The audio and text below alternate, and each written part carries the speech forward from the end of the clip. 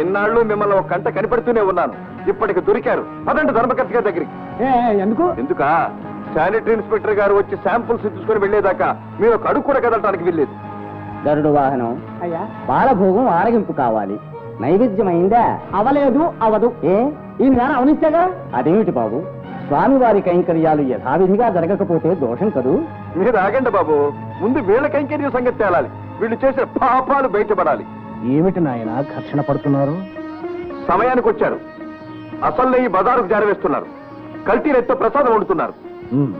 ఇన్ని ఘోరాలు జరుగుతున్నాయన్నమాట. ఇంకా ఎన్నో ఘోరాలు జరుగుతున్నాయి. వాటన్నిటికీ సాక్ష్యాలు ఉన్నాయి. మీకు కావాలంటే లిస్టు రాసిస్తాను. నా అజమాయిషీలో ఇలాంటి ఘోరాలు జరుగుతాయని కలలో కూడా అనుకోలేదు. కళ్ళెదిటే కనబడుతున్నాయిగా. శానిటరీ ఇన్స్పెక్టర్ గారు వచ్చి కల్తీని రుజువు చేస్తారు. ఆయన ఎప్పుడు వస్తాడో?